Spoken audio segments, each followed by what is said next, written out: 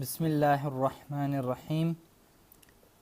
موږ تاسې نن نوی کلاس شروع کوو چې هغه د MS Word 2019 په نامه سره یادیږي.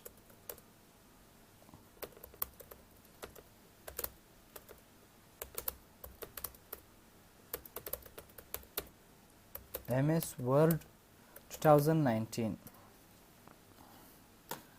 لومړی خو د نامه په معنا سرخلاصوو چې د دې دغه MS Word 2019 مفهوم څه شی دی. MS چې دی دغه MS خپله مخفف د مایکروسافت ده. دغه مایکروسافت چې دی دا یو امریکایي کمپنۍ ده. مایکروسافت یو امریکایي کمپنۍ ده چې د کمپیوټر دپاره پروګرامونه جوړوي، چې تر ټولو یو ډیر مشهوره پروګرام چې جوړ کړی دی هغه افیس پیکیج دی. افیس خپله په لغات کې دفتر ته ویل کیږي. په دې خاطر د افیس نوم پرې ایښی دی. کوم پروګرامونه چې په دغه افیس پیکیج کې شته هغه ټوله د دفتري کارو دپاره استعمالیږي، چې د هغو څخه ورډ دی، اکسل دی، پاور پاینټ دی، اکسس دی، پبلیشر دی، آوټلوک دی، پروجیکټ دی. دغه پروګرامونه دي چې د دغو څخه چې موږ تاسې شروع کوو هغه ورډ شروع کوو. نو MS د کمپنۍ نوم سو. ورډ د پروګرام اصلي نوم دی چې په لغات کې لغوي معنا یې لغات دی خپله. او دغه 2019 یا د 2019 دا د ده ماډل دی چې موږ تاسې 2019 ورډ وایو.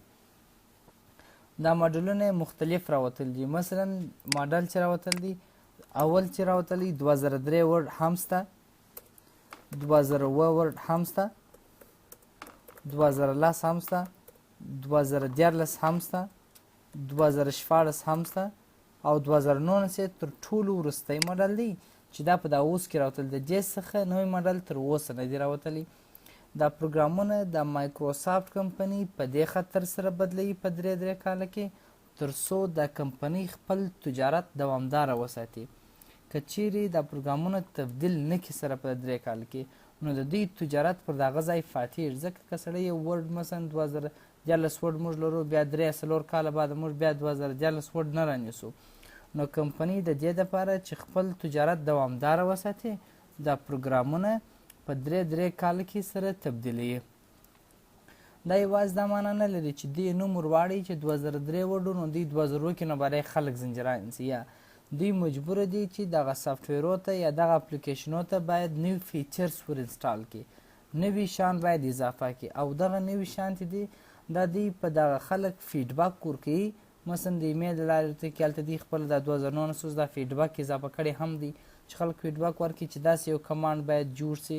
نو بیا دوی دغه کمانډونو د خلکو نظریات سره راخلي، بیا هغه رقم کمانډونه دغه 3 کاله بعد که چیرې امکان و دوی ور اضافه کوي. نو دا یې د نامه معنا سول چې MS د کمپنۍ نوم سو چې مایکروسافت مخفف دی، ورډ خپله د پروګرام نوم سو او 2019 ماډل سو. اوس ورډ پروګرام د څه لپاره استعمالیږي؟ یوزیج یې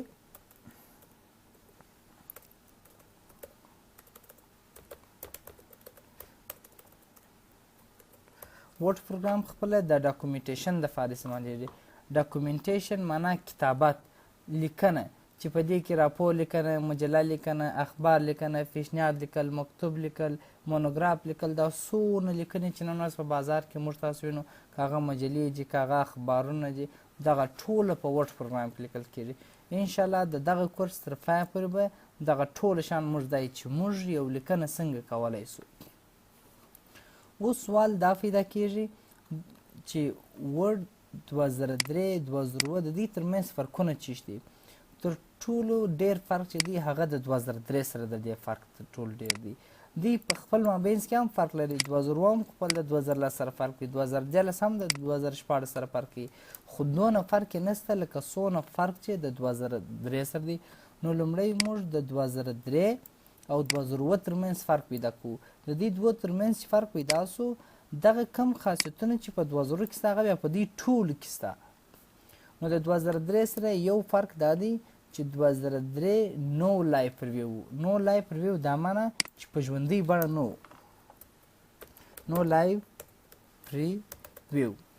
نو لایف ریویو دا معنی که چیرې موږ تاسې ورډ پروګرام را خلاص کو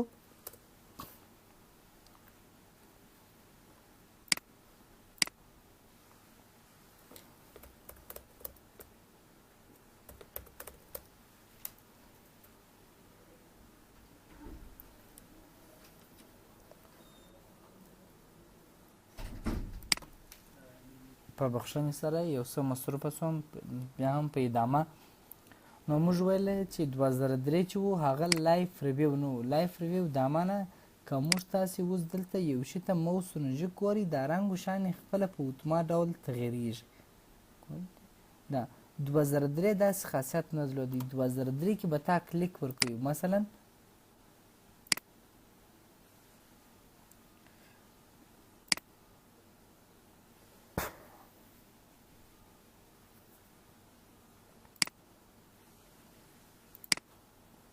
اوس ګورئ که موږ تاسې هر څونه موس ورنږدې کړو دا نه تغیریږي. موږ تاسې به کلیک پر کوو بیا تغیر سي. نو اوس دا رنګ خوند نه کوي بیا موږ راوړو. دا یوازې په دې کې نه دا د هغسې په د هر کمانډ کې داسې مشخصولی دی چې دغه لایف ریویو انسان ته ډېر اسانتیا ورکوي چې هر ډیزاین هر رنګ ښه خوند ورسره کوي هغه موږ پر اپلای کوو.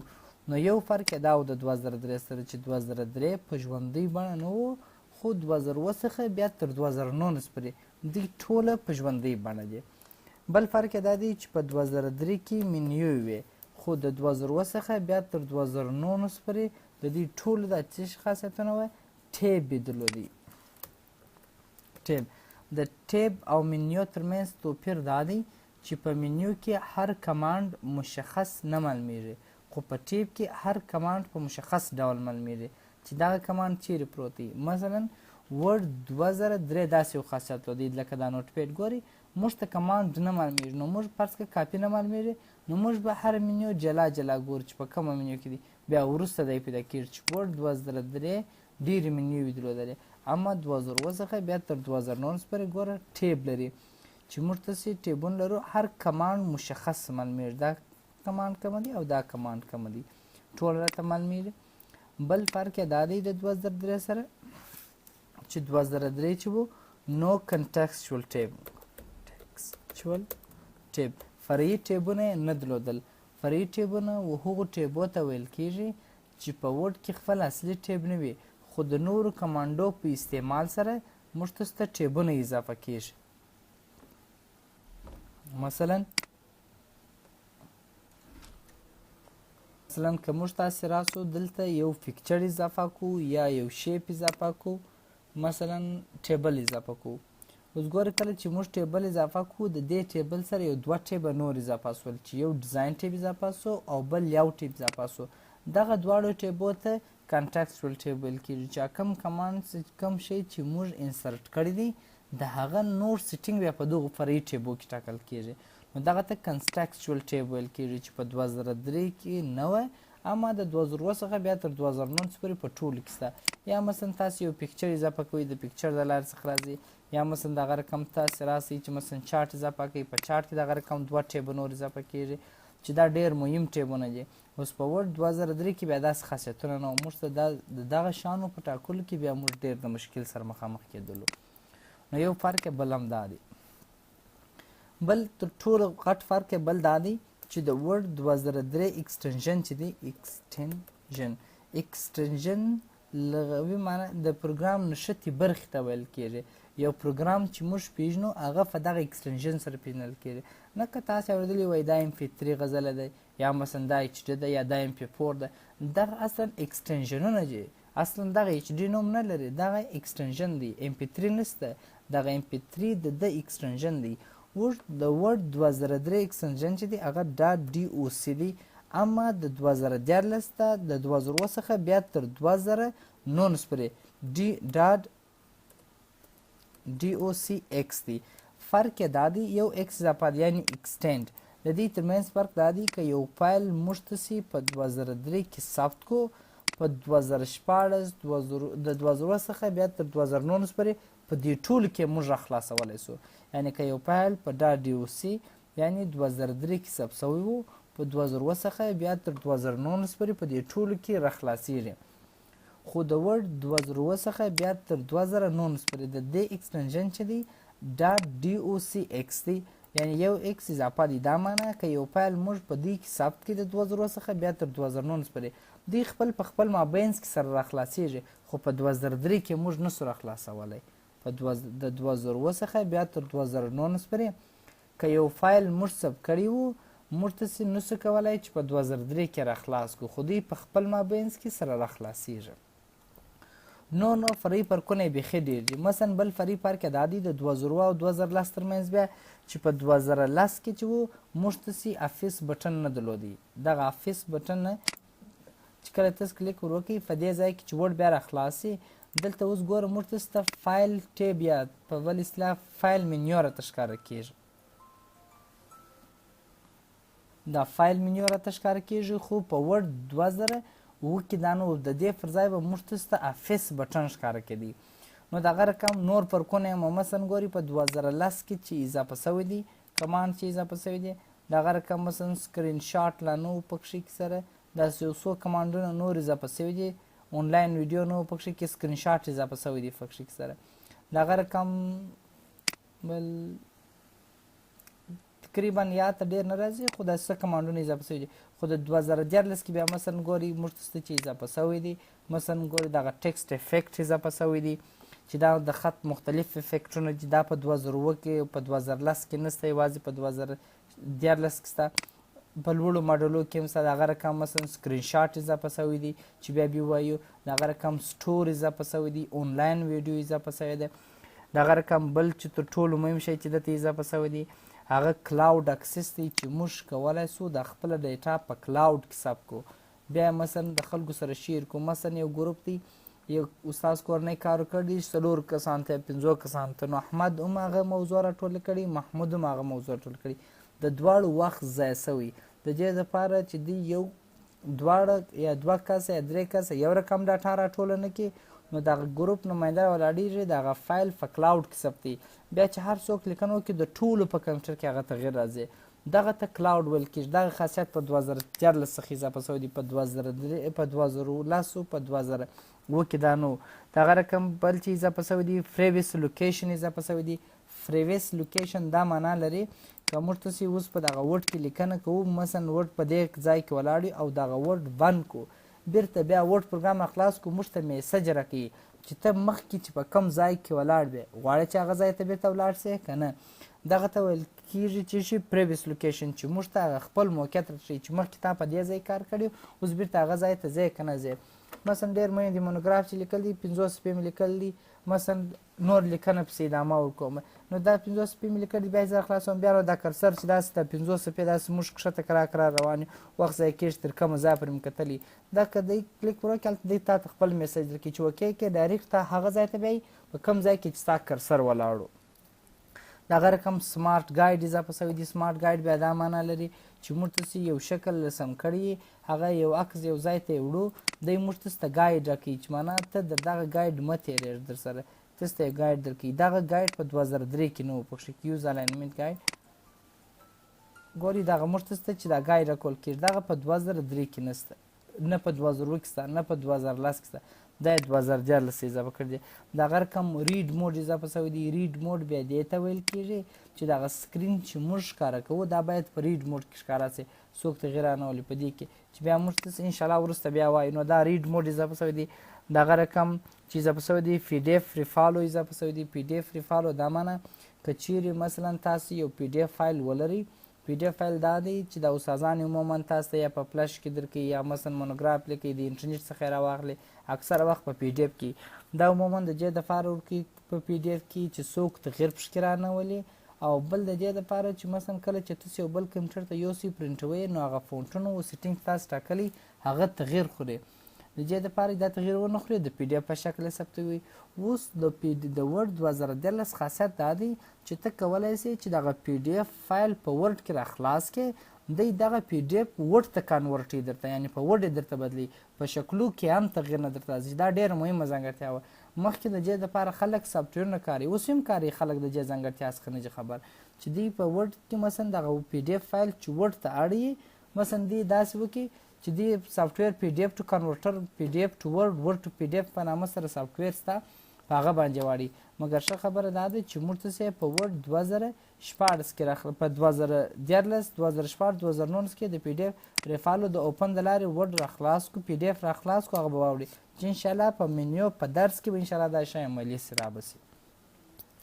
بل فرق یې دا دی چې دی سکرین شاټ موږ ولري چې مثلا موږ تاسې د سکرین څخه عکس اخیستلی سو نو داسې کمانډونه اضافه سوي دي.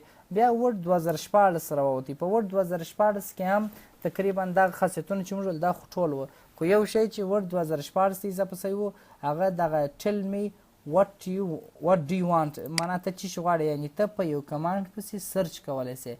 دغه په دغه 2014 کې اضافه سوی و چې ډېر مهم کمانډ په دغه ورډ کې چې اضافه سوی دي.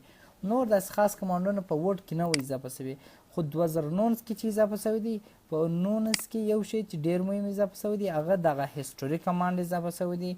دغه رقم فیډباک اضافه سوی دی چې تاسې د ده په وړاندې فیډباک سټایس. یو همدارنګه دلته یو بل کمانډ اضافه سوی دی چې هغه موږ تاسې دی اپډیټولی سو. دا اپډیټ اضافه سوی دی چې دغه په 2014 او په د نورو کښتو ماډلو کې نه و.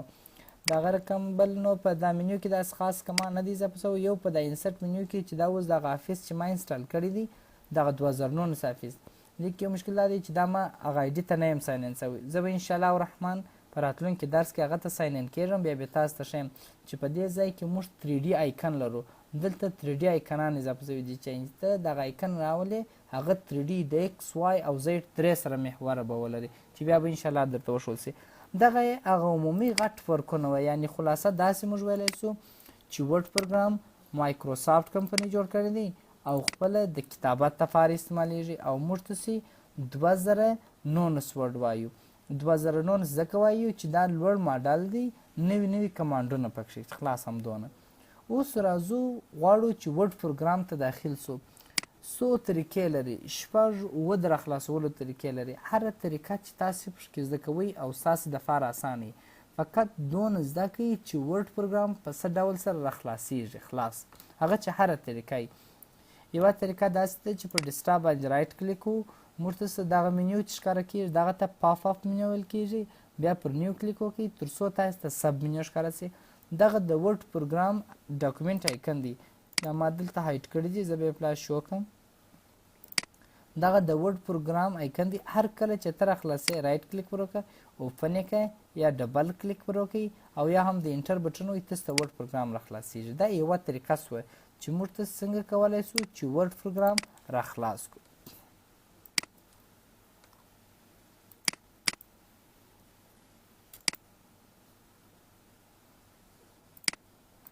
بله طریقه داسې ده د ورډ پروګرام د راخلاصولو ده چې تاسې دغه سټارټ منیو ته راسئ، په دې ځای کې وګورئ که ورډ پروګرام دلته پروت و د ده په سټارټ منیو کې راخلاص یې کړئ.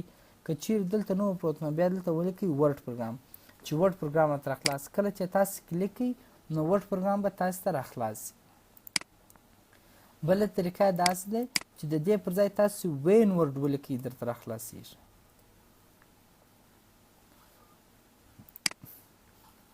بله طریقه داسې ده چې تاسې دلته ورډ ولیکئ او رایټ کلیک پر وکړئ، نو دلته یو تاسې لرئ پین ټو ټاسک بار، دغه ټاسک بار ته اضافه کوه، دغه لیک ته چې دلته ښکاره کېږي، او بل پین ټو سټارټ او سټارټ منیو ته اضافه کړه. اوس چې هر کله ورډ خلاصو کېدای دې ځای ته ضرورت نه وي چې موږ سرچ وکړو، دلته ورډ پروګرام دا دی ستا کلیک پر کړو ورډ پروګرام راته راخلاصېږي. بله طریقه داسې ده چې د دغه سټارټ منیو د لارې راخلاصو په اسانۍ سره کلیک پر وکړئ، تاسې ته ورډ پروګرام کېږي اوپن کېږي. بله طریقه داسې ده چې تاسې کولی سئ چې د رن د لارې راخلاص کړئ. وینډوز آر وایي، وینډوز بټن یا لوګو بټن او آر وایي چې تر ټولو مهم او اساسي طریقه دا باید حتما د هر یوه زده سي. دلته لیکو وین او دلته ورسره لیکو ورډ، یعنې وین ورډ، فاصله او شی نه ورکړو، انټر یې کړئ تر څو تاسې ته ورډ پروګرام راخلاص. نور طریقې هم شته خو د هغه کفایت کوي انشاءالله.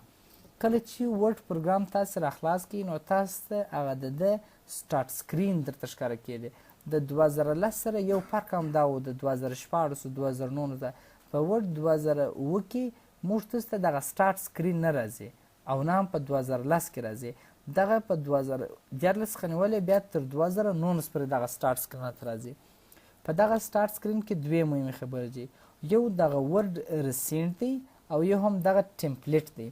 په ورډ ریسینټ کې موږ ته هغه فایلونه ښیي چې موږ مخکې راخلاص کړي.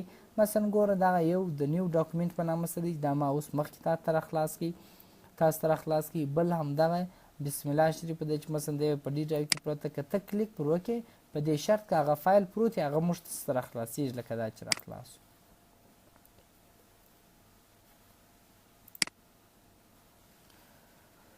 نو دا ریسنټلی موږ چې کوم فایلونه مخکې را خلاص کړي هغه په دې ځای کې راته ښیي. بل په دې ځای کې موږ ټمپلیټ لرو. ټمپلیټ معنا نمونه، مثال، ډول. دا مایکروسافټ کمپنی د اعلاناتو په شکل موږ ته ایښي دي. موږ ته دلته د یو موضوع په اړه آیډیا یا نظر راکوي چې یو شی باید څنګه جوړ شي. مثلا که یو څوک موږ ته وایي چې پلانکې اداره کې موږ کار ونیوئ، انګلیسي مو دومره نه زده، هغه وایي پلانکې ادارې ته په انګلیسي خط ولیکه. اوس دغه فارمټ زموږ نه دی زده چې دا فارمټ باید څنګه ورکړم، عنوان یې باید چیرې ولیکم، په درنښت باید چیرې ولیکم، دا شیان موږ نه دي زده. نو ګوره دا که ته دفتر کې ورته دا نه دي زده، په هغه ګړۍ هم پسې اخلي د دفتر څخه چې ځه ولاړ ستا تر اوسه پر دا شی نه دي زده.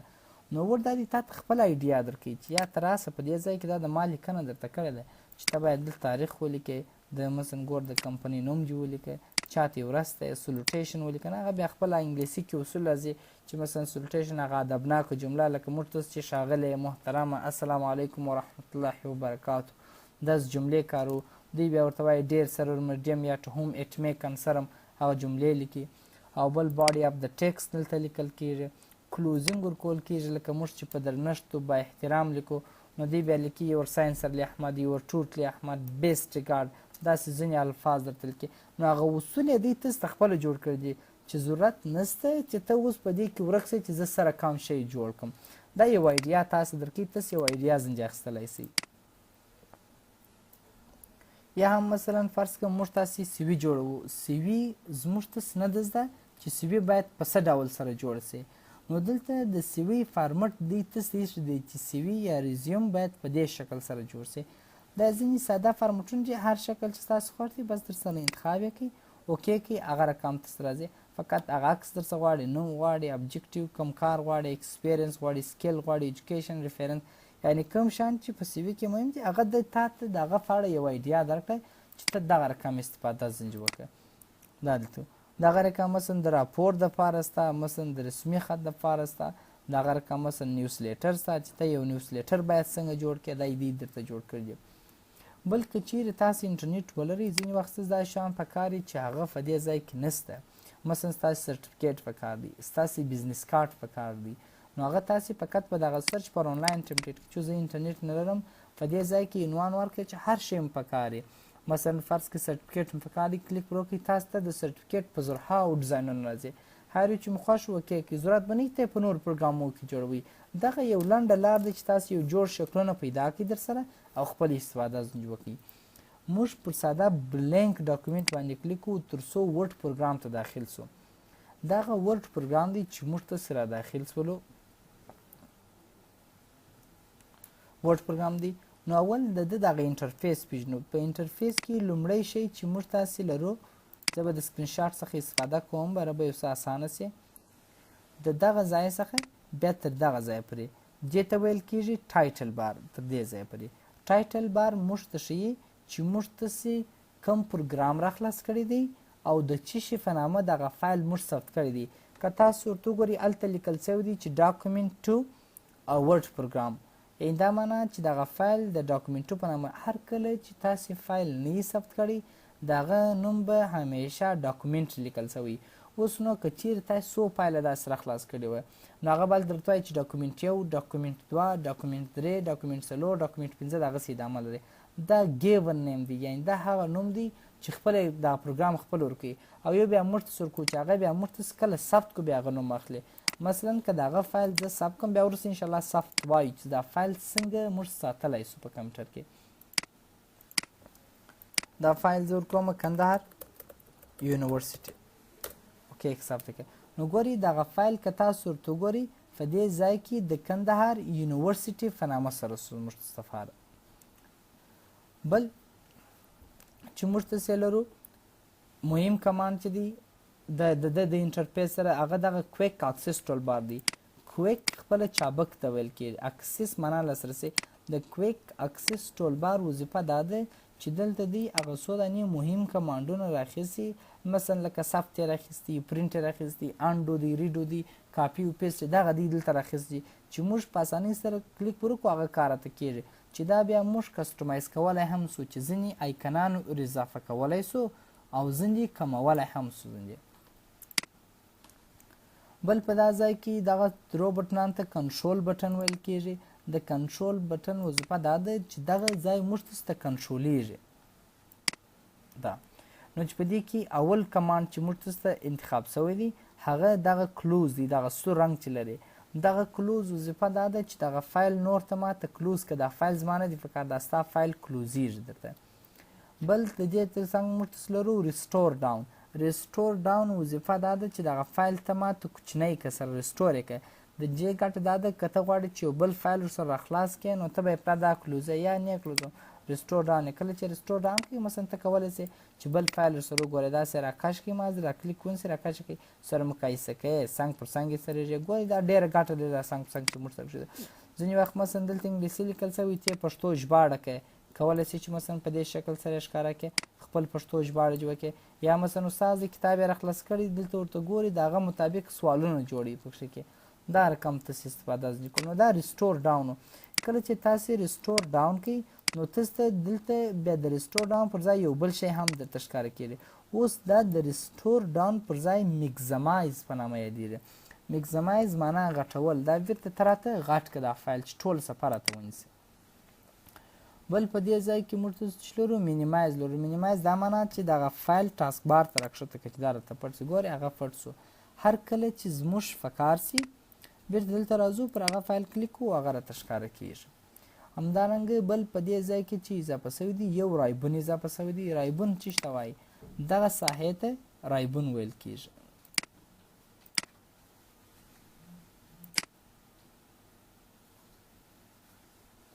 سکرین شاټ دا چې اوس دا بل فایل موږ یې پلا سم کړو بیا نو دا مشکلات خامخا یې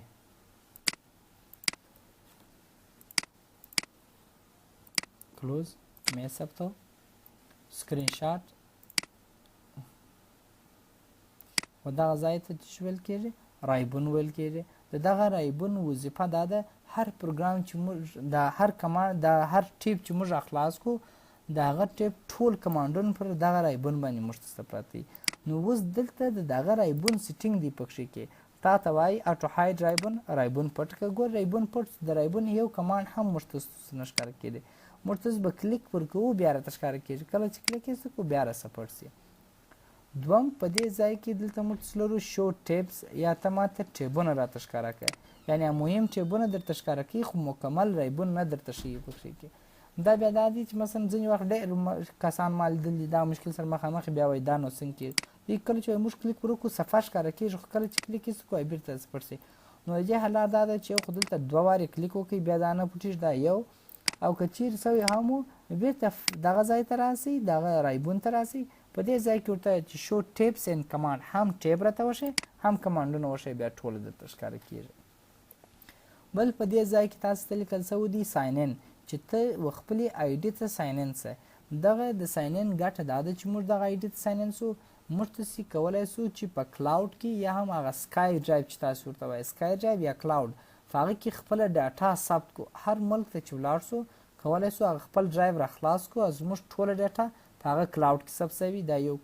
بل کله چې موږ افیس اپډیټوو دغه زموږ افیس چې اپډیټېږي هم د دغه کلاوډ په واسطه دغه آی ډي باید موږ ولرو بیا موږ څه اپډیټولی سو که نه سو اپډیټولی. نو ځینې بل په دې ځای کې چې تاسې د دغه سټور څخه استفاده کوئ چې تاسو بیا سافټویرونه یعنې د ورډ مطابق ځینې سافټویرونه ځینې ټرانسلیټران را ډاونلوډوئ هغه ما را ډاونلوډېږي چې دغه آی ډي تاسې ولرئ. هغه آی ډي ته چې موږ ساین ان کېږو دلته کولی سو. انټرنیټ به موجود وي. اوس موږ فعلا د انټرنیټ نه لرو نو دا موضوع څخه تېرېږو. بل خو مو د ټیپ څخه رایبون څخه مو یادونه وکړله چې دغه ساحې ته موږ ولول کېږي. بل په دې ځای کې ټیبونه لرو چې موږ تاسې په ورډ پروګرام کې چې موږ تاسې اصلي ټیبونه چې موږ تاسې لرو اصلي ټیبونه زموږ تاسې د اته ټیبه دي. هوم ټیب انسرټ ټیب ډیزاین ټیب لیاوټ ټیب ریفرنس ټیب میلینګ ټیب ریویو ټیب ویب ټیب چې دا ډېر منظم ډول سره دا کمپنیږي دي چې په هوم ټیب کې تاسې په عمومي ډول سره لیکنه کولی سئ. په انسرټ ټیب کې په عمومي ډول سره تاسې خپلې لیکنې ته ځینې شیان اضافه کولی سئ لکه مثلا ګراف راوستل مثلا عکس راوستل جدول راوستل دا کارونه موږ په دې ځای کولی سو. د هغه رقم ډیزاین دی چې دا بیا تاسې صفحې ته یو ډیزاین ورکول سئ رنګ ورکول مثلا په دې ځای کې واټر مارک ورکول بارډر ورکول دا په لیاوټ ټیب کې کېږي، دغه وبخښه په ډیزاین ټیب کې. په لیاوټ ټیب کې بیا موږ تاسې د صفحې ډیزاین ټاکلی سو چې مثلا A4 ورکوي پر څو کالمه وویشل سي، صفحه پورټریټ لینډسکیپ یا د صفحې ترتیب دی. دغه ریفرنس ټیب بیا د لیکوال دپاره استعمالیږي چې یو کتاب ولیکل سي، مونوګراف ولیکل سي، په هغه کې ماخذونه باید سره کم راسي، فهرست باید سره کم ورکول سي، فوټ نوټ باید څنګه راسي، د عکسو فهرست باید سره کم وي، د جدولو فهرست باید سره کم وي، چې دغه موضوعات یې په دا ریفرنس ټیب کې څیړل کېږي. بل میلینګ ټیب دی. په میلینګ ټیب کې بیا موږ دا وایو چې کله موږ تاسې مثلا لیکنه وکړله، شا مو اضافه کړه، ډیزاین مو وټاکئ یا فهرست دا شا مو ټوله جوړ کړه، نو په میلینګ ټیب کې بیا موږ دا کولی سو چې دغه لیکنه چې موږ کړې ده په څو وارې وزرهاو کسانو ته پیپله یا ایمیل کو یا هم اورچاپ کو سره. دغه رقم ریویو ټیب لرو. ریویو معنا تکرار، کره کتنه. په دغه ریویو ټیب کې بیا موږ تاسې پر دا کتاب باندې کره کتنه کولی سو، دا کتاب کتلی سو چې کومې غلطیانې پکښې کېږي دا په دا ریویو ټیب کې کېږي. دغه رقم موږ تاسې ویو ټیب لرو. په ویو ټیب کې بیا موږ تاسې دغه لیکنه فقط ښکاره کوو چې دا لیکنه په څه ډول ښکاره سي، خلاص نو شي. نو دا هغه ورډ پروګرام هغه ترتیب دی چې په دې شکل سره سوی دی چې لیکنه کېږي، هغه صفحې مثلا لیکنه کېږي، صفحې ته موضوعات داخلیږي، پیکچر دا شي، ډیزاین یې ټاکل کېږي، بیا د صفحې ترتیب دی چې لینډسکیپ یې پورت سره کم، هغه فهرستونه او دا شیان دي سره تکرار دی، دغه کارونه کېږي پکښې کې. بل شی چې موږ تاسې لرو پکښې کې هغه په دې ځای کې موږ تاسې چې لرو دغه ګروپ دی. ګروپ خپله د یو څو کمانډو یو ځایوالي ته ویل کېږي چې خاص د یوې موضوع مربوط دی. اوس مثلا که دا موږ وګورو دلته دې یو عنوان ورکړی دی، دلته یې ورته لیکلي بخښه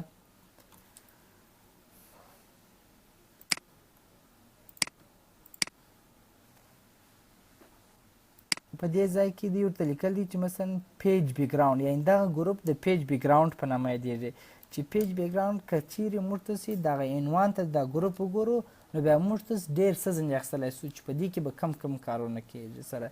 نو دغه ته یې ګروپ ویل کېږي چې هر ټیپ د مختلفو کمانډو د مختلفو ګروپو څخه جوړ سوی دی. بل په دې ځای کې تاسې ډایلاګ بوکس لانچر لرئ. دغه ته ډایلاګ بوکس لانچر ویل کېږي. په دغه ډایلاګ بوکس کې د دغه ګروپ مربوط هغه مهم کمانډونه ټول اصلا په دا ځای کې شته. تر ټولو ډېر کمانډونه چې دي هغه دلته هغه مهم کمانډونه دوی پر دغه انټرفیس ښکاره کړي دي تر څو یو څوک په اسانۍ سره دې څخه کار واخلي، خو اصلي کمانډونه بیا په دې ځای کې پراته دي.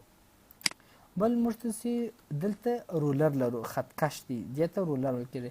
دغه رولر پر دوه ډوله دی، یو ورټیکل رولر دی چې په عمودي ډول دی او بل هوریزنټل رولر دی چې په افقي ډول دی، چې دا به انشاءالله الرحمن په پاراګراف کې وایي چې موږ تاسې یو کتاب لیکو، پاراګراف خپل ځان ته اصول لري چې مثلا اول ورقه مثلا د صفحې کې باید هغه اول پاراګراف کې اوله جمله باید څونه کېدلي چې دا بیا موږ تاسې په پاراګراف کې انشاءالله الرحمن وایو چې دلته بیا پاراګراف موږ په ټاکلی سو، دا په افقي ډول یې ټاکي او دی هم په عمودي ډول ټاکي.